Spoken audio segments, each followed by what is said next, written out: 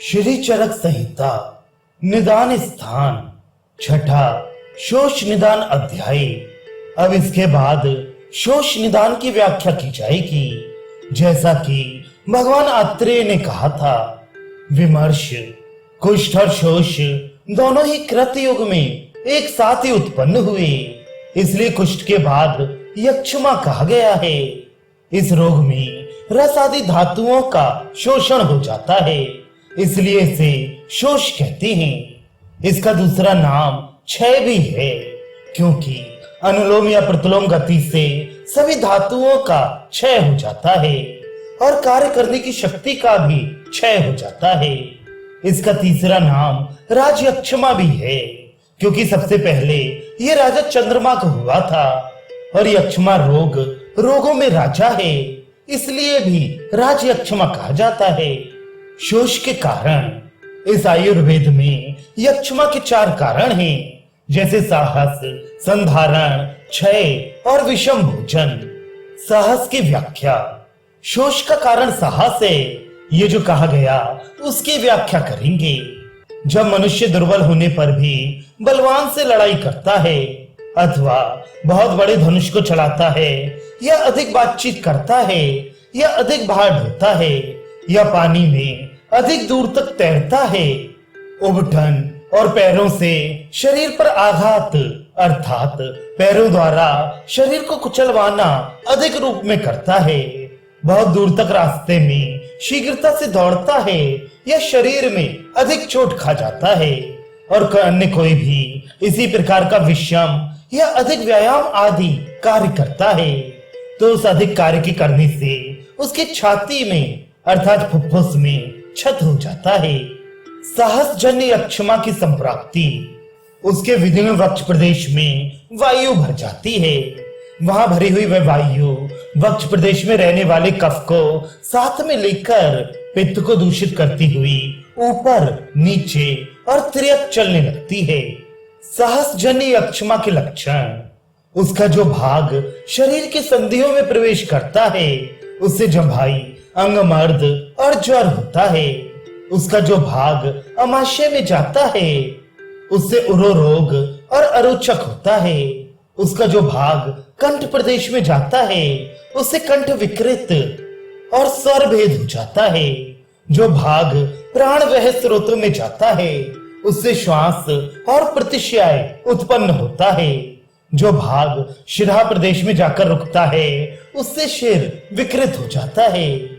इसके बाद वक्ष प्रदेश फट जाने जैसा वायु के विषम गति होने से और कंठ के विकृत होने से उसे कास लगातार आने लगता है। वे लगातार कास के कारण छाती में क्षत हो जाने से रक्त को थूकता है। रक्त के आने से इसको दुर्बलता हो जाती है। इस प्रकार ये साहस से उत्पन्न उपद्रव साहस करने वाले पुरुष में हो जाते हैं। उसके बाद शरीर को सुखाने वाले इन उपद्रवों से पीड़ित वह पुरुष धीरे धीरे सूखने लगता है। इसलिए बुद्धिमान पुरुष अपने बल को देखकर उसके अनुसार कार्यों को प्रारंभ करे, क्योंकि शरीर बल के द्वारा ही सम्यक रूप से धारण किया जाता है और पुरुष शरीर के आधार पर ही रहता है। अपने जीवन की रक्षा करता हुआ पुरुष साहस संबंधी सभी कार्यों को ना करे, क्योंकि जीता हुआ मनुष्य तो अपने कर्म के अनुसार अभिलाषित भोगता है। संधारण की व्याख्या। मलमूत्र के वेगों को रोकना शोष का कारण है, ये जो कहा है उसकी व्याख्या करेंगे। जब मनुष्य राजा के समीप में या मालिक के समीप में या गुरु के चरणों के पास या जुआरियों की सभा में या अन्य सभ्य समाज में या स्त्रियों के बीच में जाकर अथवा ऊंची नीची सवारियों में चलते हुए भय के प्रसंग से या लज्जा से या घृणा से आए हुए वात, मूत्र, मल के वेगों को रोकता है, तब उन वेगों को रोकने से वायु कुपित हो जाता है। संधारण जन्य राजयक्षमा की संप्राप्ति। वह कुपित हुआ वायु पित्त और कफ को उभाड़कर ऊपर नीचे और त्रियक भागों में फैल जाती है। संधारण जन्य राजयक्षमा लक्षण। इसके बाद वही विकृत बात अंश भेद से पहले की तरह अर्थात साहस जन्य शोष की तरह शरीर के भिन्न भिन्न अवयव में जाकर शूल उत्पन्न करता है, मल को पतला कर बाहर निकालता है अथवा सुखा डालता है, पार्श्वों में अधिक वेदना उत्पन्न करता है, कंधे में मर्दन करने की तरह पीड़ा करता है, कंठ और छाती को दबाता है, सिर को पीड़ित करता है, खांसी, ज्वर, स्वर भेद और प्रतिशय उत्पन्न करता है। इसके बाद वे शरीर को सुखाने वाले इन उपद्रवों से युक्त होकर धीरे धीरे सूखने लगता है। इसलिए बुद्धिमान मनुष्य अपने शरीर के योग और क्षेम करने वाली वस्तुओं का ही सेवन करने में परिश्रम करे। पुरुष का शरीर ही मूल है और शरीर मूल वाला ही पुरुष होता है। अन्य सभी सांसारिक कार्यों को छोड़कर शरीर का पालन करना चाहिए, क्योंकि शरीर का अभाव हो जाने पर पुरुषों के लिए सभी वस्तुओं का अभाव हो जाता है। धातु क्षय यक्षमा का कारण, क्षय यक्षमा का कारण होता है। ये जो कहा है उसकी व्याख्या करेंगे। जब पुरुष अत्यंत शोक चिंता से युक्त हृदय वाला होता है, ईर्ष्या, उत्कंठा, भय, क्रोध आदि से घिरा रहता है, अथवा दुर्बल होते हुए पुरुष रुक्ष अन्न और पान का लगातार सेवन करता है, अथवा दुर्बल प्रकृति का मनुष्य उपवास अधिक करता है या थोड़ा भोजन करता है, तब उस पुरुष के हृदय में रहने वाला रस क्षीण हो जाता है। वे उस रस के क्षीण होने से शोष को प्राप्त करता है। उसकी उचित चिकित्सा न करने से उस व्यक्ति को आगे कहे जाने वाले लक्षणों वाला यक्षमा हो जाता है। क्षय जन्य शोष की संप्राप्ति, जब पुरुष अत्यंत हर्ष से कामासक्त होकर स्त्रियों से अत्यंत मैथुन करता है, तो उस अत्यंत मैथुन से शुक्र का क्षय हो जाता है, और शुक्र के क्षय हो जाने पर भी उस पुरुष का मन स्त्री प्रसंग से नहीं रुकता। अतः अत्यंत मैथुन करने की प्रतिज्ञा करने वाले उस पुरुष का मैथुन करते हुए अधिक मात्रा में शुक्र क्षय हो जाने के कारण शुक्र का श्राप नहीं होता, तथा वात अत्यंत मैथुन करने वाले इस पुरुष की रक्तवाहिनी धमनियों में प्रवेश कर उनसे रक्त का श्राप कराता है। वायु के लक्षणों वाला वह रक्त अति शुक्र क्षय हो जाने के कारण मैथुन करते समय पुनः शुक्र मार्ग से बाहर आता है। इसके बाद उस मनुष्य के शुक्र क्षय और रक्त के अधिक गिरने से संधियां शिथिल हो जाती हैं, उनमें रुक्षता बढ़ जाती है, फिर अधिक दुर्बलता बढ़ जाती है और वायु अधिक प्रकुपित होता है। कुपित हुआ वह वायु सारहीन उस शून्य शरीर में भ्रमण करते हुए कफ और पित्त को प्रकुपित कर मांस और रक्त को सुखा डालता है, फिर कफ और पित्त को गिराने लगता है, पार्श्वों में वेदना करता है, कंधों में पीड़ा और कंठ को विकृत करता है, कफ को प्रकुपित कर कफ से सिर को भर देता है, संधियों को पीड़ित करते हुए अंग मर्द, अरुचि और अपचन को उत्पन्न करता है, पित्त और कफ के उत्क्लेश हो जाने से और प्रतिलोम गति होने से वात ज्वर, कास, श्वास, स्वर भेद, प्रतिशय उत्पन्न करता है। वह पुरुष कास के लगातार रहने से उदर प्रदेश में क्षत होने पर रक्त को थूकता है और रक्त के निकलने से उसे दुर्बलता हो जाती है। उसके बाद वह पुरुष शरीर को सुखाने वाले इन उपद्रवों से युक्त होकर धीरे धीरे सूखने लगता है। इसलिए बुद्धिमान पुरुष को अपने शरीर की रक्षा करते हुए शुक्र की रक्षा करनी चाहिए, क्योंकि आहार की सबसे श्रेष्ठ फल संपत्ति है। आहार का परम सार शुक्र, शुक्र आहार का उत्तम सार है।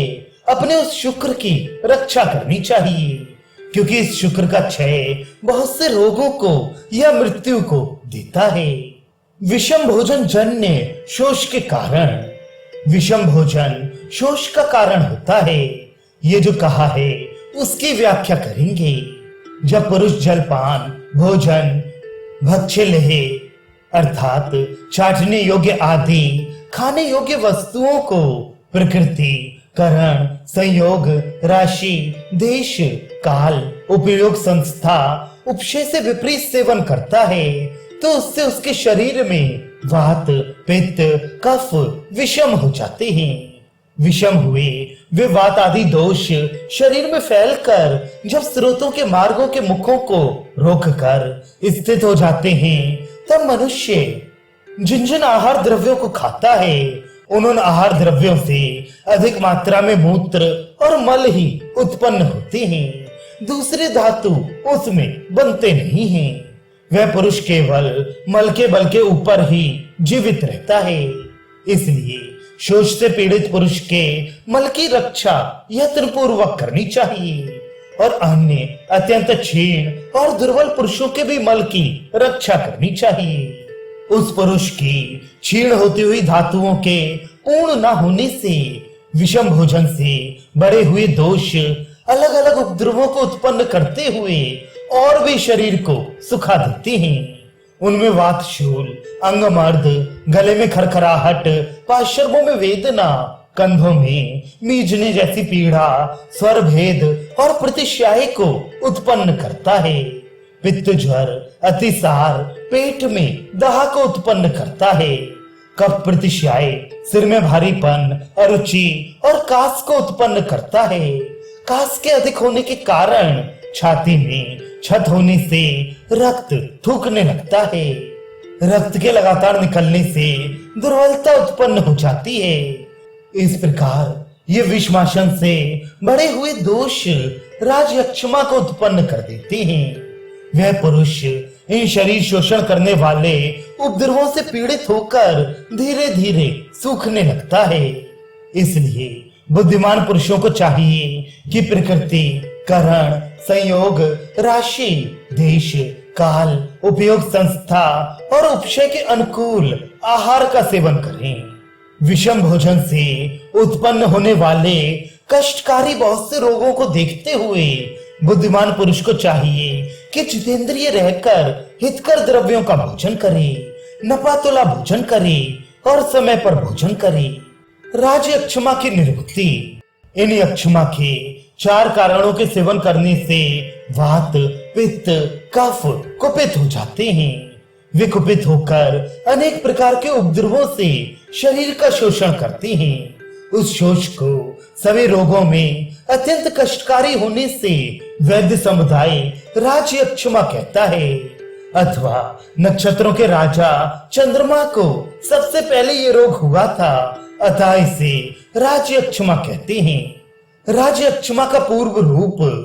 उस राज्य अक्षमा के ये पूर्व रूप होते हैं, जैसे प्रतिश्याय, बार बार छींक आना, मुख से कफ का निकलना, मुख का मीठा होना, भोजन की इच्छा न होना, भोजन के समय थकावट का ज्ञान होना, जो पात्र, जल, अन्न, दाल, अपूप, चटनी, भंडारी आदि गंदे ना हो या कुछ गंदे हो तो भी उनमें अधिक गंदगी का आभास होना, भोजन करते समय जी मचलाना, भोजन के बीच में उल्लास आना या बमन हो जाना, मुख और पैरों में शोथ हो जाना, हाथ को बार बार अधिक रूप में देखना, नेत्रों में अधिक सफेदी का आ जाना, हाथों की लंबाई जानने की अधिक इच्छा रखना, स्त्रियों को अधिक चाहना, निर्लज्जता, शरीर में अत्यंत निंदाजनक रूपों का दिखाई पड़ना, स्वप्न में जल के स्थानों को जल रहित और ग्राम, नगर, निगम और जनपदों को जन शून्य देखना,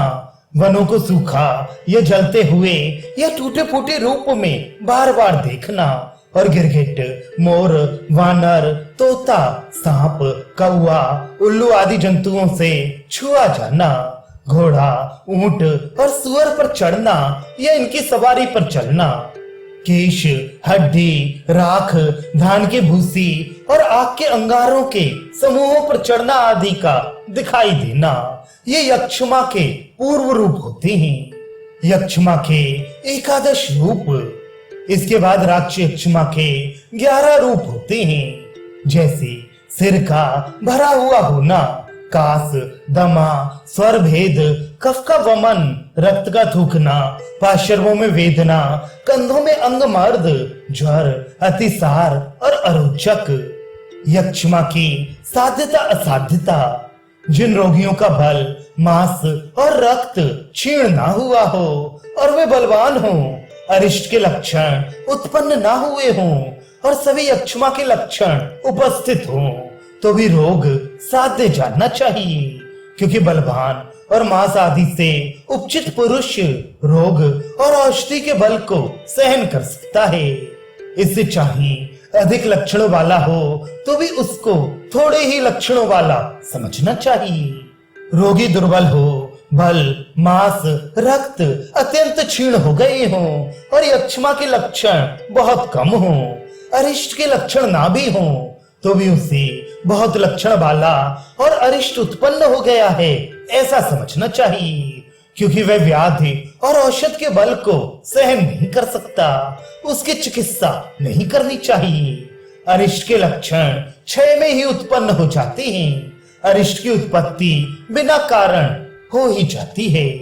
जो वैद्य यक्षमा का कारण, लक्षण और पूर्व रूप उचित रूप में जानता है, वह राजा की चिकित्सा करने के योग्य है।